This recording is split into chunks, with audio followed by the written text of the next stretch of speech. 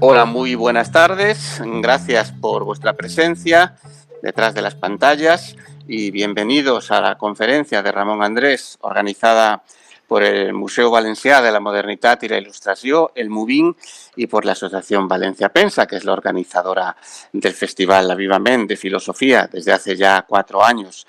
Lo organizamos la primera semana de junio aquí en Valencia. Este año 2020 no ha podido ser por los motivos obvios y hemos optado para la celebración del Día Mundial de la Filosofía, este jueves 19 de noviembre, por contactar con Ramón Andrés, que acaba de sacar un libro que nos parece estupendo, que es Filosofía y Consuelo de la Música, y le hemos encargado una conferencia que es lo que vamos a escuchar a día de hoy. Para todos tenemos además como a nuestro compañero Jesús García Cívico, que es profesor de Derecho, de Filosofía del Derecho, si no me equivoco, Jesús. Sí, en la área de Filosofía del Derecho. Antes era Filosofía del Derecho y Política, ahora se quedó, y Moral y Política, ahora se quedó en Filosofía del Derecho.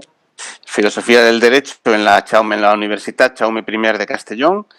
Y le paso la palabra, Jesús, para que haga la presentación del ponente. Bueno, buenas tardes, Jesús, y buenas tardes, Ramón, que creo que nos he saludado. Muy buenas tardes. Bueno, pues buenas tardes, Ramón, buenas tardes, Alfonso. Ramón Andrés es un estupendo pensador, reconocido, habitualmente se le introduce reconociéndole una triple vertiente, como filósofo, como ensayista, como poeta.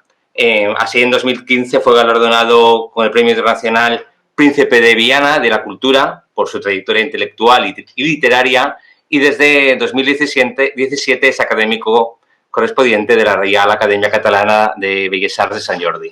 Y asimismo, por la última de las facetas, aunque ahora diremos algo de esto, es director del ciclo anual de filosofía Pensar Ahora, Pensar el Mundo, celebrado en Pamplona, su ciudad natal.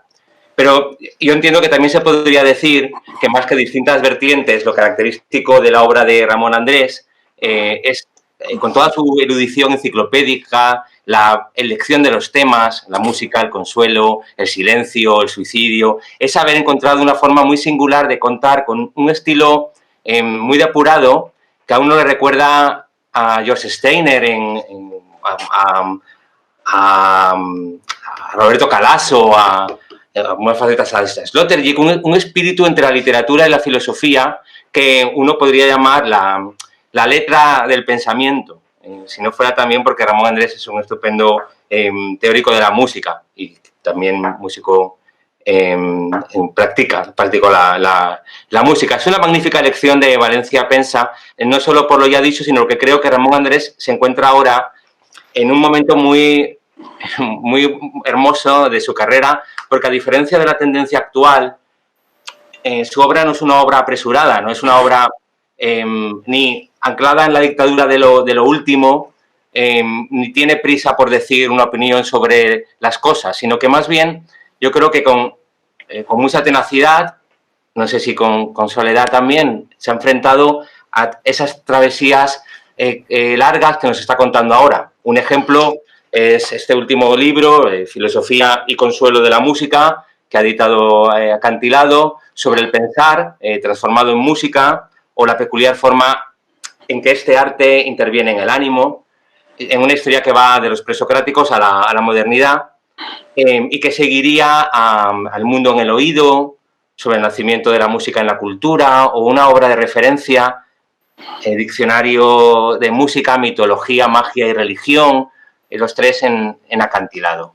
Por último, yo entiendo que el tema de la charla de hoy, humanismo, técnica y el irresoluble individualismo, si no lo he dicho mal, entronca con otras preocupaciones de índole práctica, con cuestiones políticas, o que ahora se vienen refiriendo a esa filosofía práctica, ¿no? Pero que son abordados de una forma también clásica, en el sentido de que recuperan la capacidad de pensar y razonar propio de la democracia, o de que ya está en el inicio de la democracia, y que puede ayudarnos como ciudadanos, ¿no?, a comprender mejor nuestra época. Así que creo que es un gran acierto y le le doy paso a Ramón Andrés. Muchísimas gracias por esta presentación tan generosa y tan amable también. Y es un placer estar con ustedes, con vosotros. Y si lo estoy es gracias a Valencia Pensa, que me ha invitado, pese a lo que se ha dicho, pese a no ser en un sentido estricto un filósofo. Lo agradezco mucho. Digamos que solo soy un ensayista que se pregunta cosas como todos nos las preguntamos, un hombre que mira, no de lejos. He pensado que quizá estas preguntas pueden formar parte de este momento que generosamente se me brinda. Hace ya décadas, bastantes, que percibimos una compleja deriva del humanismo. La sentimos de manera elemental, si se quiere, al contemplar la tosquedad, supuesta tosquedad, de un mundo cada vez más desdibujado, más borroso y en muchos sentidos más ignorante y aquejado por el malestar que causa una ética herida de muerte, podemos decir. Pensamos un humanismo en caída libre cuya influencia decrece con el paso de los años como visión del mundo, como la mirada que fue, mientras la técnica, o quizá mejor habría que decir la tecnología, que se ha convertido en una ideología dominante, parece, en su núcleo, la causante de haberlo suplantado, pero al humanismo, y tomado la iniciativa a la hora de reordenar y encauzar lo humano hacia otro lenguaje, hacia otro modo de hacer. Sin embargo, la tecnología, las máquinas, la técnica, la inteligencia artificial, que toman vuelo en esta época por algo llamada cibernética, siguen siendo en el fondo, al menos eso creo yo, proyecciones del pensamiento humanista y por extensión del pensamiento ilustrado. Pero podemos preguntarnos en qué sentido lo es. Yo diría en que ambos, si queremos hablar de humanismo y de cibernética, aspiran a configurar un ser humano condicionado por un continuo y diría que capcioso afán de autosuperación que desemboca en la autorreferencialidad. Una autorreferencialidad radical, la de un ser pensado como proyecto político y diseñado como un activo muy bien adaptado para llevar a cabo la tarea de hacer factible la continua y flagelante idea de producción y fabricación de futuro. Hoy, los cuantiosos stocks de futuro de los que disponemos se acumulan en nuestra mente y apenas caben ya en este limitado y cohibido planeta que habitamos. Somos un almacenaje de futuro que por lógica causa un grave perjuicio a esto que llamamos presente, que a pesar de vivirlo, no sabemos todavía muy bien qué es. No sabemos de qué se trata.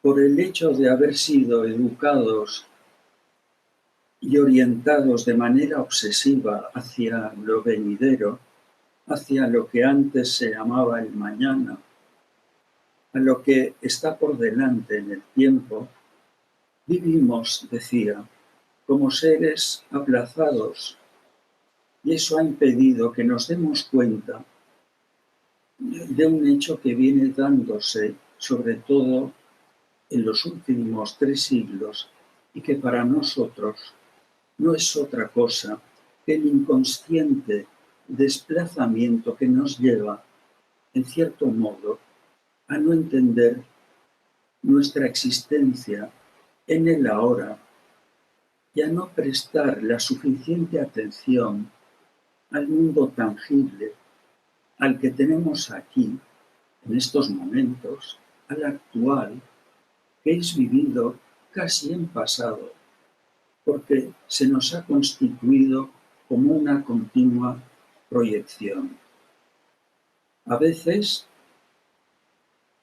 parece que estamos tratando de crear un mundo porque hemos hecho imposible este. El prestigio que hoy ha alcanzado lo virtual, en parte, y solo es un ejemplo de lo que digo, tiene algo que ver con esta aspiración que busca un mundo en el mundo. O quizá sería mejor decir, sería más exacto, que busca otro mundo en el mundo. De manera que estamos hablando de una superposición continua de realidades y de réplicas exactas de lo que acontece.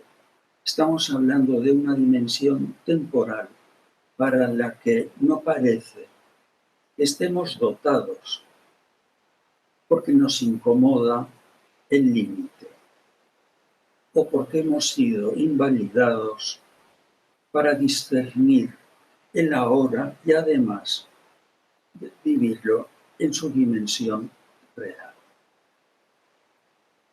Hoy, creo yo, por más que se hable de reaccionarios y de neorreaccionarios, de aceleracionismo y de anarcocapitalistas, de antropotécnica, de la máquina de experiencias, de cosmotécnica y de incomunidades, por más que se hable de geopolítica y de ciberpolítica, de transhumanos y neohumanos, en fin, y muchos otros conceptos que han formulado sobre todo filósofos recientes, existe un factor que cabría indagar, que cabría preguntar seriamente por él.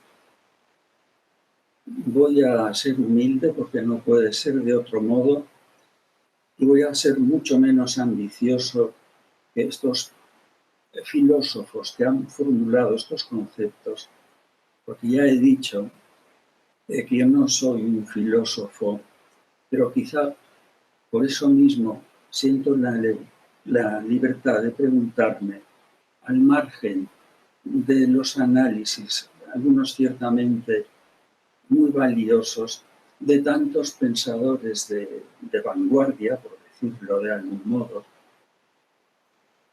decía de preguntarme por nuestra capacidad real, física y mental también, de proceder de acuerdo con lo pretendido en estos días del bien llamado antropoceno y de afrontar cuestiones fundamentales y yo diría que decisivas.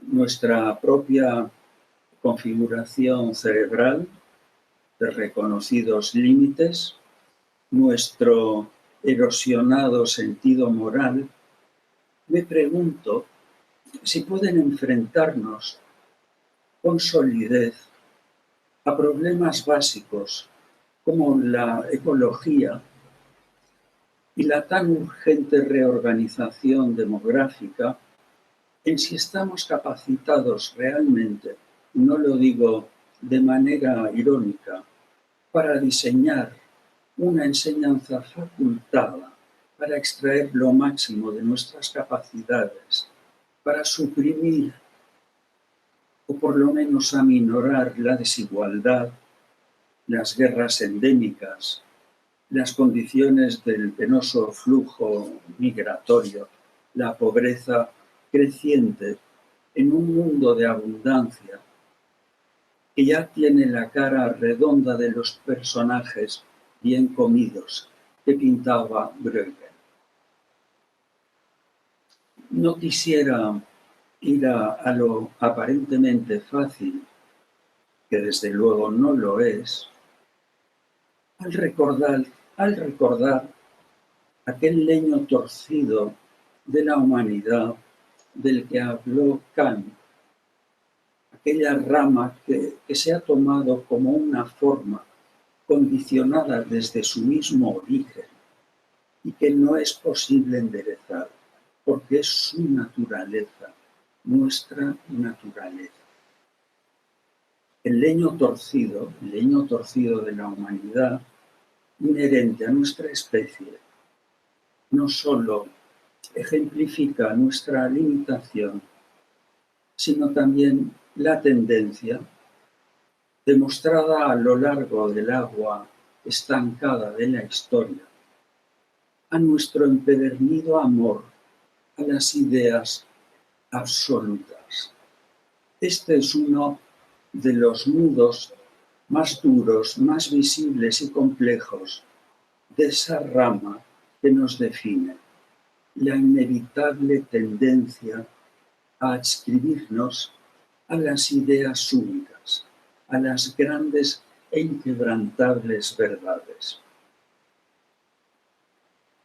Para satisfacer estas verdades, ni los tiempos humanistas, ni tampoco el nuestro, que vive una floración tecnológica sin precedentes, han sido ni son capaces de presentar batalla al nihilismo que esto supone.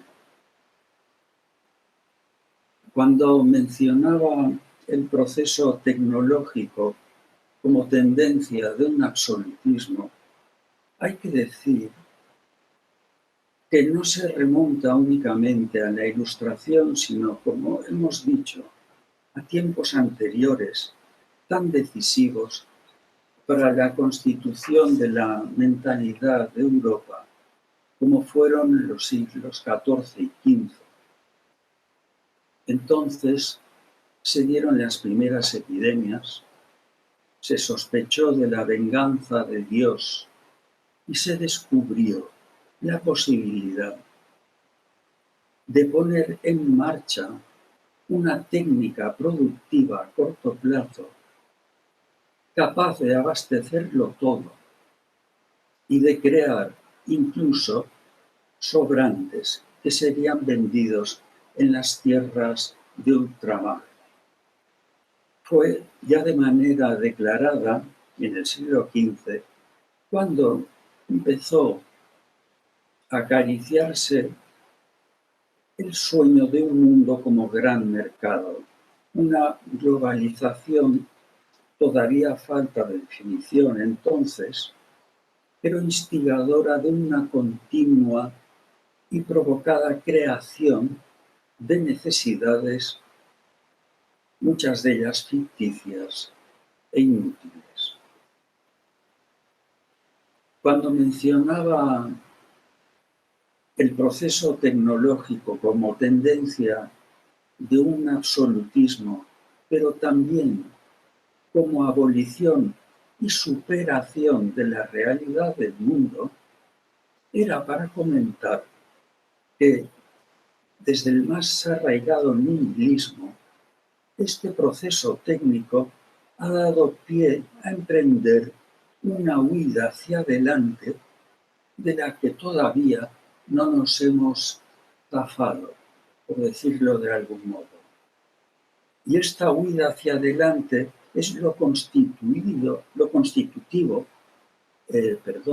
del ser humano al que la modernidad en su momento y hace tiempo le dijo: corre, corre más o serás engullido, corre. ¿Engullido? ¿Por quién? No lo sabe. Tampoco nosotros lo sabemos. O quizás sí. Engullido por el miedo a la muerte, a lo común, a lo anónimo. Engullido por el miedo a estar a solas con su propio ser originario, sin quimeras, por el temor a que su manifestación como humano le impida participar en esta carrera narcótica y sin tregua que no tiene otro objeto que posibilitar la fuga del mundo, porque ese mundo ya resulta insuficiente.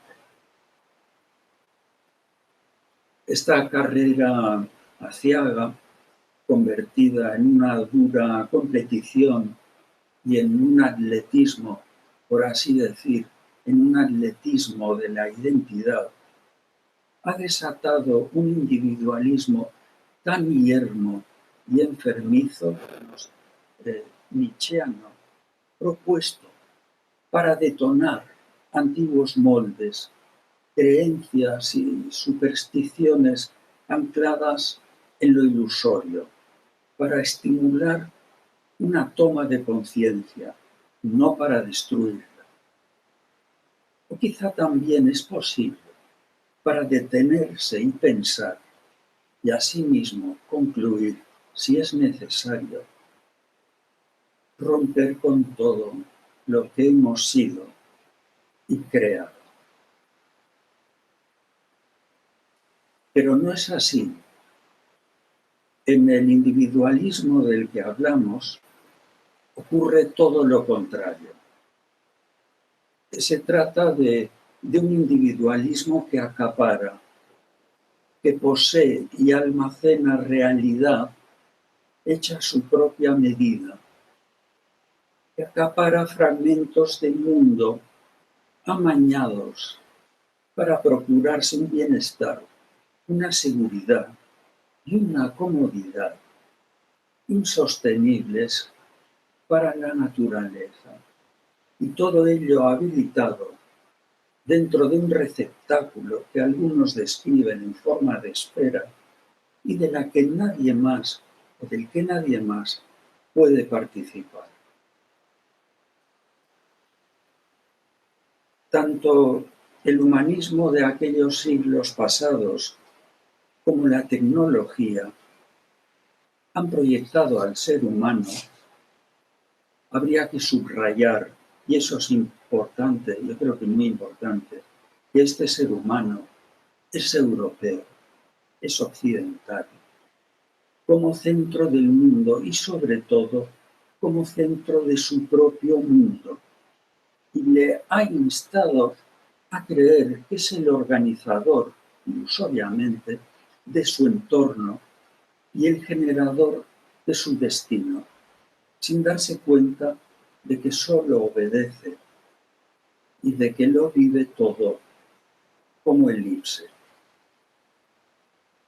Sin duda, el humanismo que alentó la subjetividad es un territorio muy, muy cercano, muy próximo a este epicentro, que es la irrefrenable ambición humana, en el peor sentido de la palabra ambición. Y la tecnología, como tendencia de aquel sueño mecánico fraguado en el pasado, no ha hecho, y esto es una aparente paradoja, no ha hecho más que distanciarse del humanismo. Y sin embargo, proceden del mismo suelo y en cambio no se reconocen entre sí, se ignoran. Y no solo eso, sino que se oponen, como estamos viendo en nuestros días. En parte, si Si ha sucedido así, se debe, creo, a la búsqueda del saber acariciada por los Studia Humanitatis, a la búsqueda del saber, decía, a su manera de entender el conocimiento necesariamente lenta. Y esto ha provocado una escisión que es causa del contraste producido en relación con la extrema velocidad de una tecnología que a menudo se nos va de las manos por su rapidez y por lo resbaladizo de ella. Una tecnología entendida como producción que avanza a toda prisa porque es su propia condición. Avanzar y avanzar vertiginosamente por defecto, sin reparar en que su movimiento constantemente acelerado, tal vez el mundo no lo necesita, o no lo necesita del todo. Uno de los problemas reside precisamente en esto, en una presencia técnica no siempre justificada. Esta circunstancia es uno de los puntos cruciales del desencuentro entre el humanismo y la tecnología, pero existe otro no menos importante que acabamos de indicar: la imposible conjunción y encuentro de dos velocidades distintas que, sin embargo, están impulsadas por una misma fuente. Lo que sí me pregunto es si la técnica, salvo excepciones, no ha entrado en tal vorágine que ha desenfocado los contornos reales del mundo y de la existencia, como en su momento el humanismo nos desenfocó al concebirnos como potenciales máquinas de subjetividad, como artífices de una irreprimible automirada, como se dice ahora, cuando se habla del narcisismo, por el que, sin duda, nos distinguimos. No se necesita ser muy avispado para darse cuenta de que tanto la visión humanista como la propiamente técnica ha fortalecido, cada uno a su manera, este individualismo esclavo del que venimos hablando y que es el cimiento de dos discursos que tienen en común la interpretación absolutista y monolítica del mundo y de su acontecer. A lo que aspiraba el mencionado Kant cuando se refería al uso público de la razón, no es suficiente para hacernos más juiciosos y creíbles si entendemos por razón lo que debería definir a un mundo lógico. La cosa está en que el mundo no lo es, no es lógico. Más bien, lo que hicieron aquellos contradictorios siglos de un humanismo prolongado hasta el XVIII fue poner a los hombres, a las mujeres, todavía más en el centro de las cosas, de su entorno, de su esfera. Lo que en el fondo y en el ideario de aquellos momentos significaba esclavizarlo, dándole aparentemente más y más protagonismo hasta quedar ahogado en esa subjetividad tan exacerbada y asfixiante que venimos comentando. ¿Acaso nos movemos por resentimientos? Si como tantas veces se ha afirmado que la técnica, yo diría el mal uso y el abuso de la técnica, decía que si se acusaba a la técnica de que había reemplazado a Dios después y en aparente contradicción, vemos que los reemplazados, los sustituidos por ella, hemos sido nosotros, fascinados por el hecho de vivir en un mundo mecanizado y más aún por la aspiración de vivir en una máquina. Por decirlo de algún modo, a partir de la revolución burguesa de mediados del siglo XVII, el humanismo empieza a reaccionar contra no sabe exactamente qué, pero que le incomoda profundamente.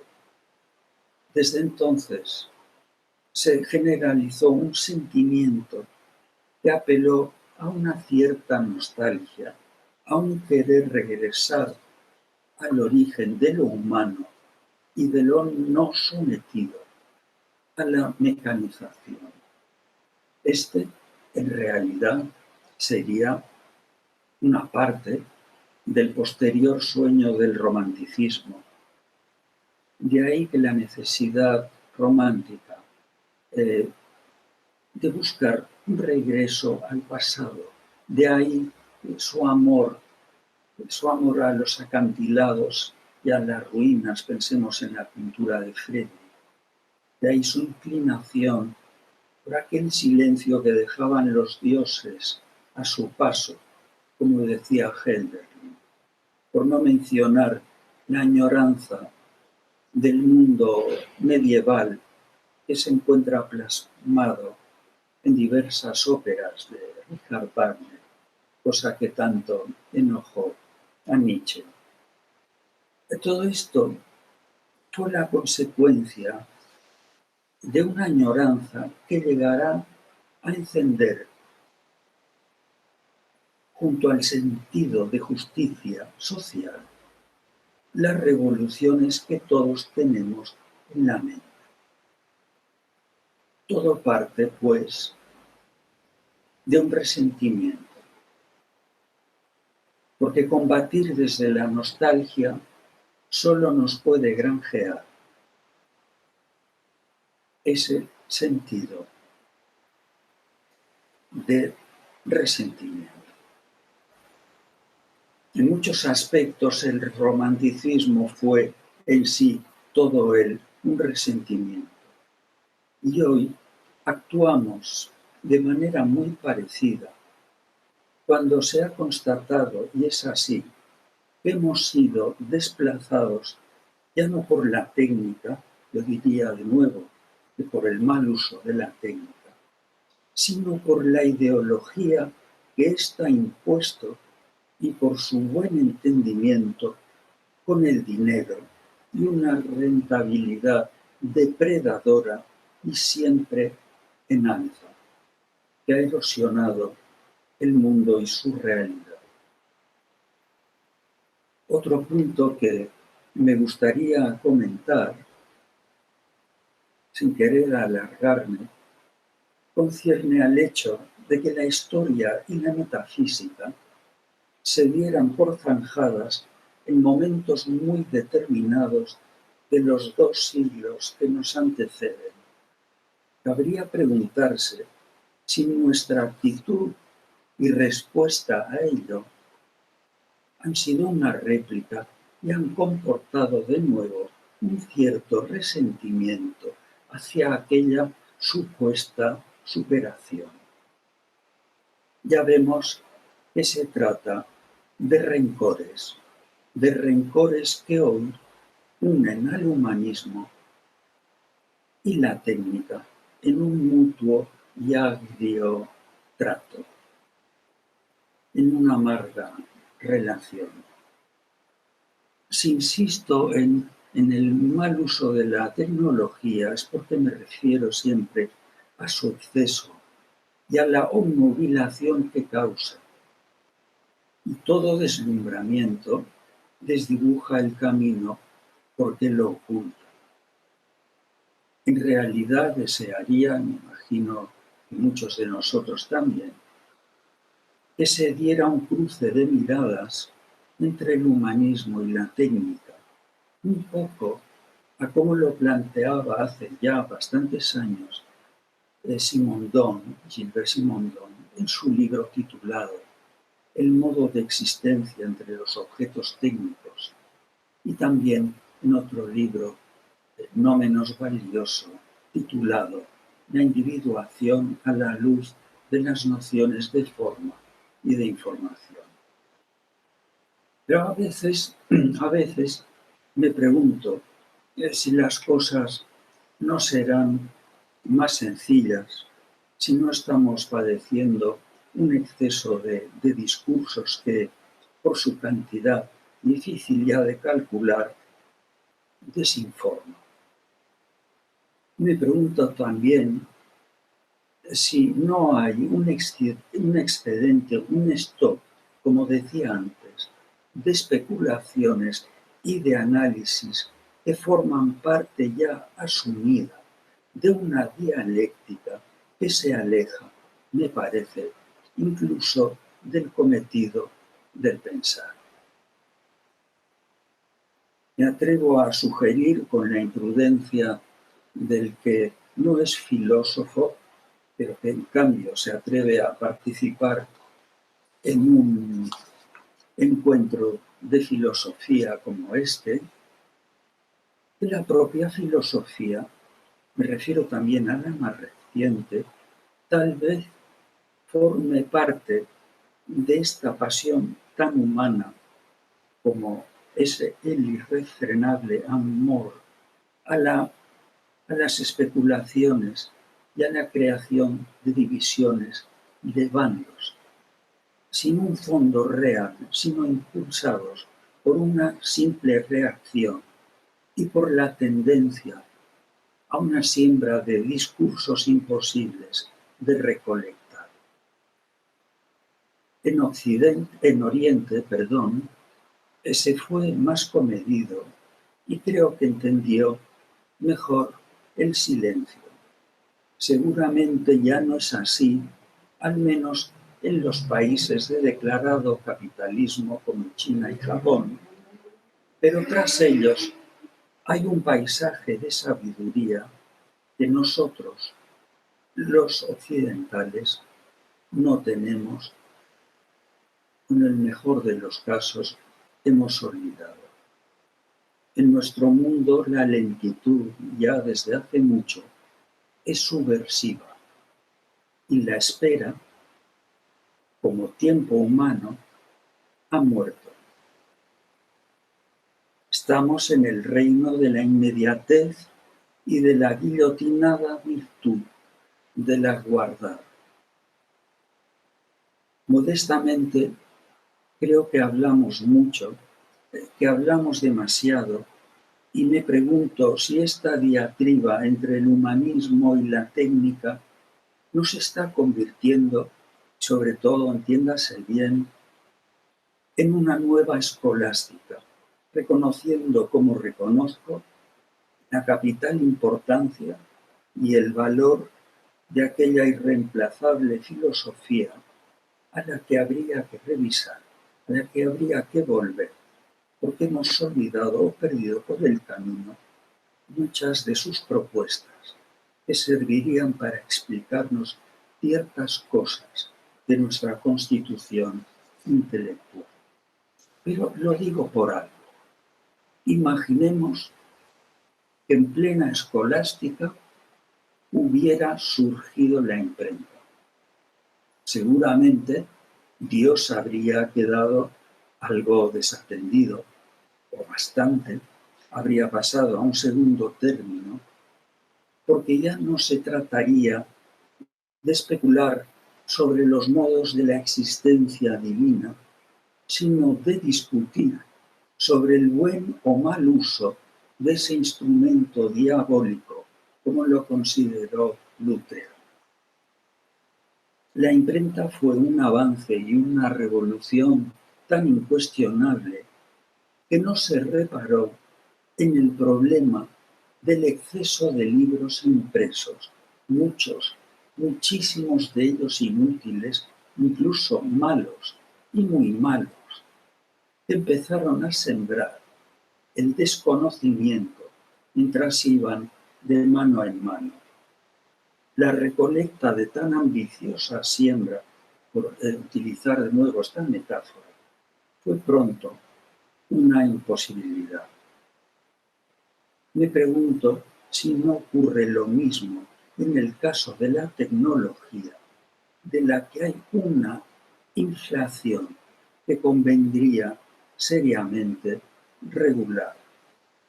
Y mientras hablamos de todas estas cosas, no pensamos, a menudo al menos no lo pensamos, que estamos hablando en un código para algunos europeos y occidentales, mientras el resto del mundo fluye en otra dirección, a menudo de desgracia en desgracia.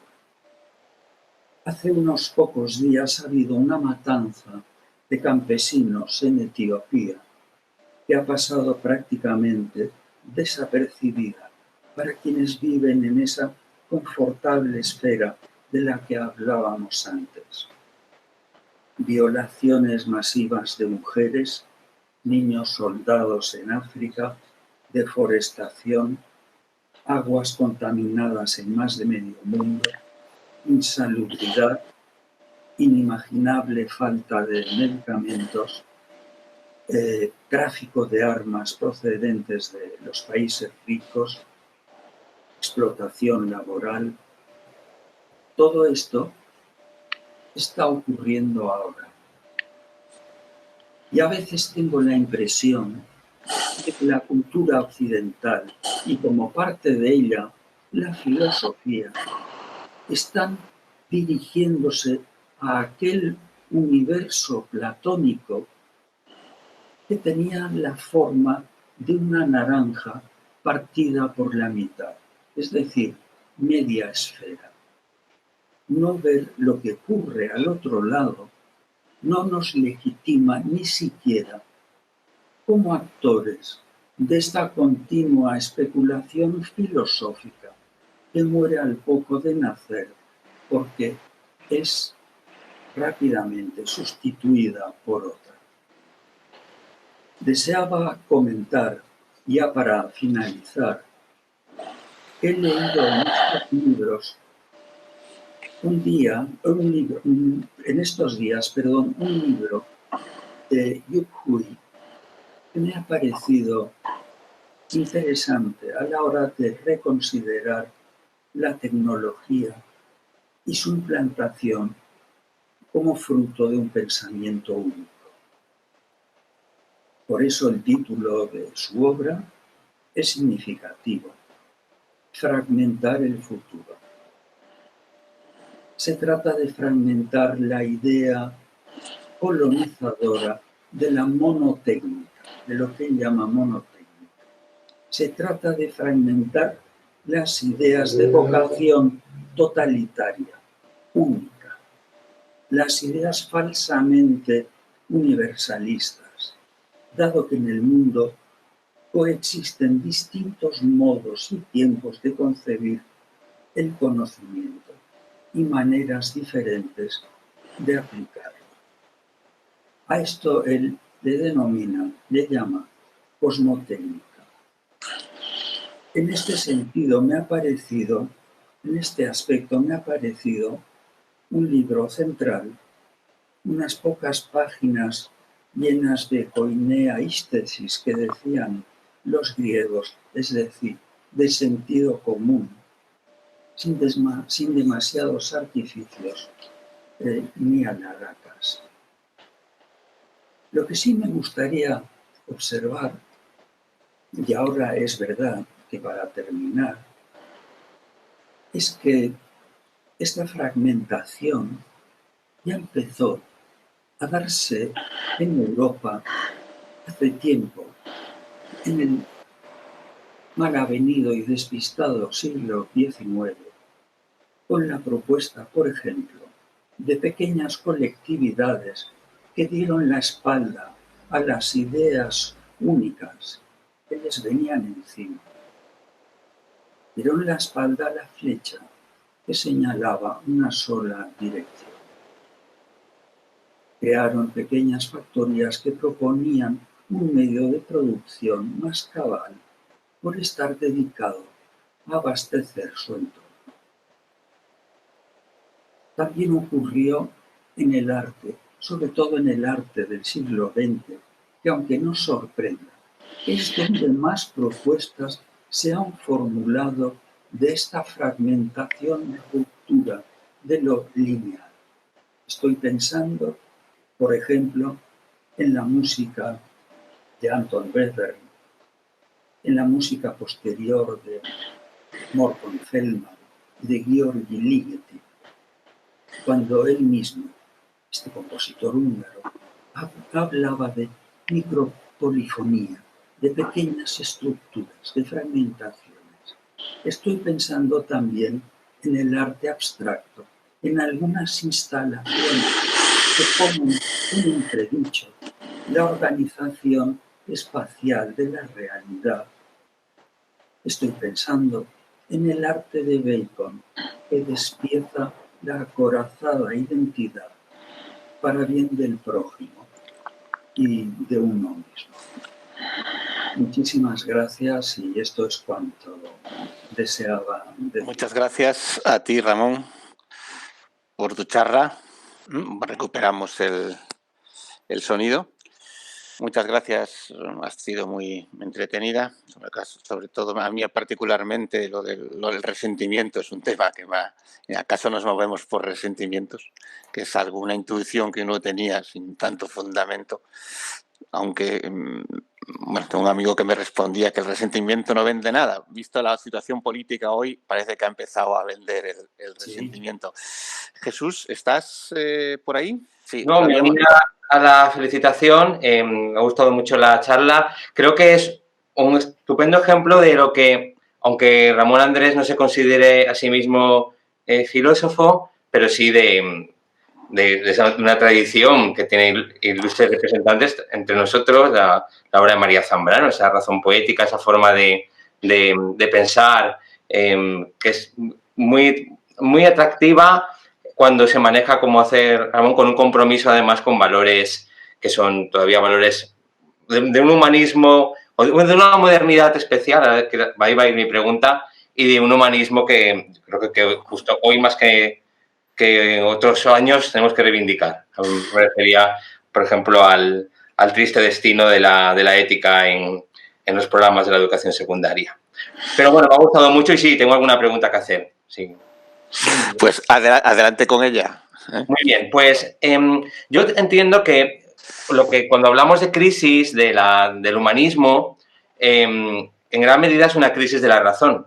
En ese sentido de que se erosiona la idea de que haya unos principios únicos, se pone en evidencia la visión que dicen excesivamente etnocéntrica, entran en quiebra las grandes ideologías, en los principios absolutos, el trascendentalismo, etc. Pero ahora bien, de la obra de Ramón Andrés se deduce o se lee en ella una nostalgia por un tiempo en el que efectivamente no existe esta crisis de lo humano en favor no sé, de la tecnocracia en política, de la supresión del trabajo todavía por la robotización, de la tecnología, etcétera. Pero en la actualidad, pensemos, por ejemplo, en los grandes problemas que nos afectan, el calentamiento global, que es una crisis del ecosistema, una crisis de la naturaleza, bueno, la naturaleza puesta en peligro por el hombre, crisis de la democracia, o sea, de la democracia entendida como deliberación, de los parlamentos, crisis de la cohesión ciudadana por el extraordinario problema que supone la polarización social, la desigualdad. Bien, ahí Ramón, me pregunta Ramón Andrés, la fragmentación no va en esa misma línea de de ese estado de cosas que impide que tengamos una conciencia única como especie, como civilización, para hacer frente a estos extraordinarios problemas, más allá de las soluciones que justamente, o de los modelos que justamente la modernidad ayudó a que tuvieran menos peso. Me refiero a las religiones, por ejemplo, todavía, y después a los nacionalismos. Bueno, aquí se han mencionado varias cosas, varias cuestiones. Una que has hablado de la referente a la crisis del humanismo, has dicho que en el fondo es una crisis de la razón. Y yo creo que es una crisis del empleo de la razón, porque la razón, y esto lo manifestó yo creo que con mucha claridad la polémica figura de Heidegger, creo que estaba en lo cierto cuando decía que el fracaso de la razón en Occidente es porque solo había sabido desenvolverse como lógica. Y ya hemos visto que la lógica, lo está diciendo la propia física cuántica, puede ser revisada muy a fondo. Otra cosa que se ha mencionado es la nostalgia. Yo no siento nostalgia por el pasado. Nunca he pensado ni en mis momentos de romanticismo cuando tenía 20 años o 22 años, que cualquier tiempo pasado fue mejor. No. Si la nostalgia consiste en ralentizar un poco nuestros movimientos, el movimiento del mundo, en ralentizar esa fuga continua, esa huida hacia adelante, entonces sí que tengo nostalgia. Pero para estas cosas, repito, no por un mundo pasado, porque el humanismo, el Renacimiento, fueron ideas concebidas después en un mundo que se nos ha presentado un mundo simétrico entre la belleza y el saber. Todo esto fue de minorías. El mundo estaba padeciendo unas hambrunas tremendas, su dependencia de las cosechas que eran paupérrimas la mayor parte de los años. Y por lo tanto no tengo nostalgia. Y en cuanto a la fragmentación, yo veo que tiene, me parece a mí, que tiene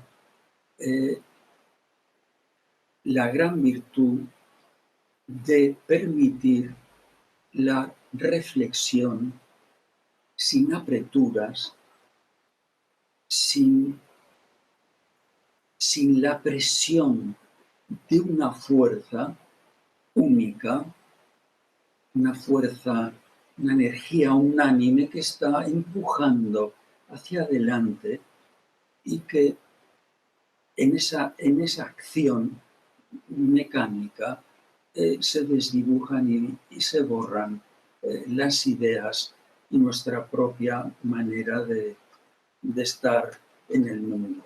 Decir fragmentación quiere decir quizá recuperar otra vez el hablar de tú a tú y no el hablar abstracto. Me queda claro. La pregunta, la última parte efectivamente iba por propuestas del tipo no de la existencia de valores universales, tal como fueron descritos en el racionalismo en el siglo XVIII, sino principios universalizables, ¿no? Como podría ser el Código de Derechos Humanos, etcétera. Pero me ha quedado muy claro toda la cuestión de la nostalgia y y de la crisis del humanismo. Una pregunta coyuntural. En algunos de los ensayos referidos al silencio y otros referidos al suicidio, se reconocía la incapacidad del ciudadano contemporáneo de asumirse en su temporalidad o en su fugacidad, en su destino trágico, por ejemplo, en relación con el ocultamiento de la muerte, ¿no? No sé si, en opinión de Ramón Andrés, esta pandemia, esta crisis que estamos viendo como crisis de vulnerabilidad, desgraciadamente, pero también oportunamente, puede resultar algo trascendente en ese sentido, en el sentido de que podemos conocer mejor nuestra naturaleza a través de todo esto que estamos viviendo, o si, que parezca un poco frívola la pregunta, no se trata también de una ocasión que estamos perdiendo para comprendernos si un día o una fecha, esperemos que pronta, desaparece todo este contexto de crisis. ¿No se estará perdiendo o crees que estamos perdiendo la oportunidad de pensar sobre nosotros a propósito de esta crisis, de esta salud? Por eso ya. Sí. Claro, aquí hay varias cosas y por no extenderme, pero precisamente por lo que comentaba antes en la charla, el haber sido diseñados,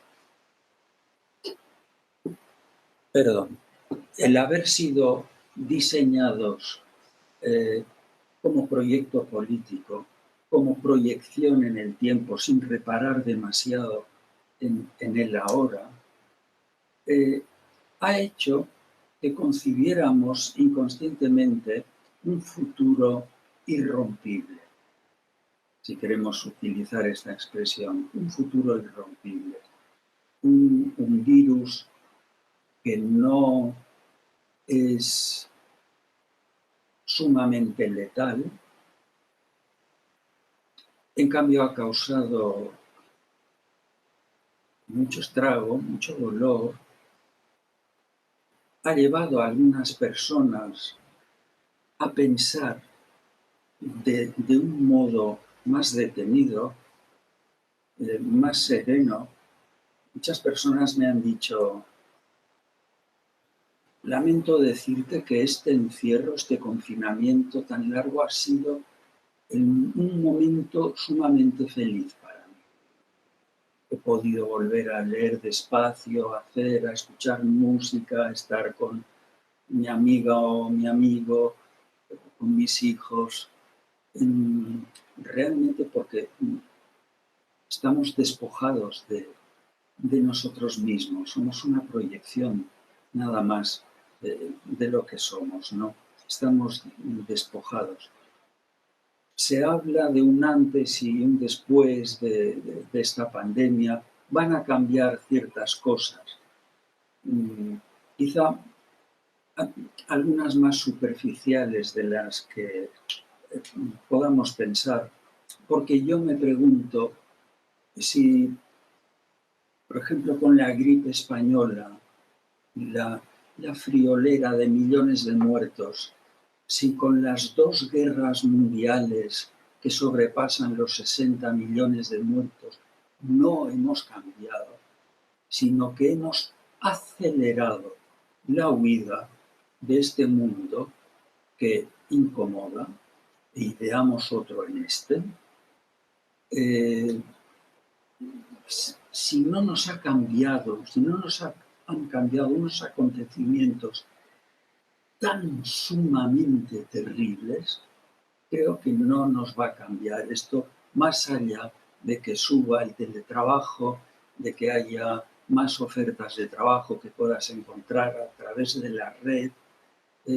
Creo que no nos cambiará. Y si nos cambia mucho, demostraremos que somos muy superficiales y muy permeables a todo lo que se nos propone.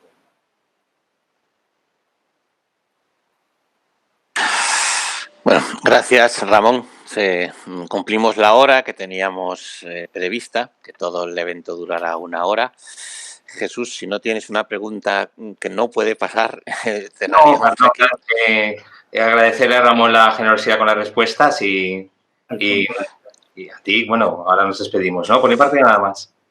Sí, ahora nos despedimos. Gracias a todos los que habéis asistido a esta charla. Gracias al MUVIN, al Museo de la Valencià de la Ilustració y la Modernidad, por patrocinarla, por organizarla también. Gracias a los socios de Valencia Pensa por apoyarnos. Y vuelvan a los libros. Estaba en la pantalla, pero están bien los libros. Ramón Andrés tiene unos cuantos en la librería esperando por ustedes, por todos ustedes. También decirles que en junio del 2021 volvemos a tener una cita con Avivament, con el festival que no se celebró este año, y esperamos que todo esto haya pasado como espera todo el mundo y que nos volvamos a ver en ese ámbito. Muchas gracias, Jesús. Muchas gracias, Ramón. Ha sido un privilegio. Un placer escucharos a ambos en la charla de Ramón, que ha sido muy buena, y gracias a Alfonso por el programa de la charla de hoy. Bueno, vamos a cortar aquí. Muchas gracias a todos y hasta la próxima.